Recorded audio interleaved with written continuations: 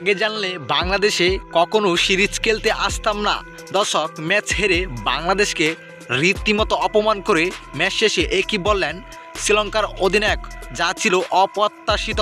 দর্শক, আজ শ্রীলঙ্কার বিপক্ষে সিরিজ সমতায় ফিরে আসার লক্ষ্যে মাঠে নেমেছিল বাংলাদেশ দল। কেননা প্রথম ম্যাচ হেরে বেশ বিপদে পড়ে যায় বাংলাদেশ দল, তাই তো দ্বিতীয় ম্যাচটি যেভাবে হোক জিততে হবে বাংলাদেশ দলের। এমন সমীকরণে এদিন টসে জিতে প্রথম ফিল্ডিংয়ের সিদ্ধান্ত নিয়েছিল বাংলাদেশ দলের অধিনায়ক নাজমুল হোসেন শান্ত।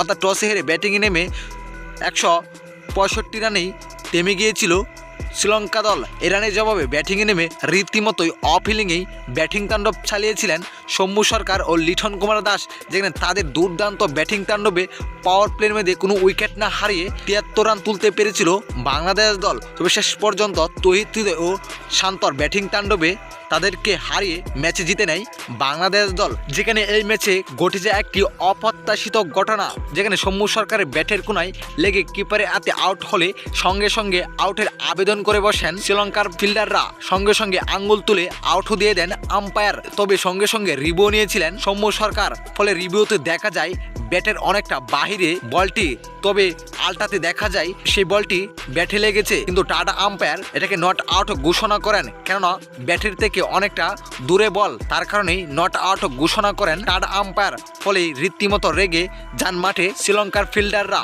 শেষ পর্যন্ত এটাকে আউট দেননি আম্পায়ার। ফলে শেষ পর্যন্ত ম্যাচটি হেরে ম্যাচ শেষে বাংলাদেশকে রীতিমতো অপমান করে শ্রীলঙ্কার অধিনায়ককে বলেন, আগে জানলে বাংলাদেশে খেলতে আসতাম না, কেননা বাংলাদেশ এই আউটটি দিলে আমরা অবশ্যই ম্যাচটি জিতে যেতে পারতাম। তো দর্শক, আপনার কাছে কি মনে হয় যে সৌম্য সরকারের এটি আসলে আউট ছিল কি আউট ছিল না? অবশ্যই জানাবেন আপনার মতামত আমাদের এই ভিডিওর কমেন্ট বক্সে। ধন্যবাদ।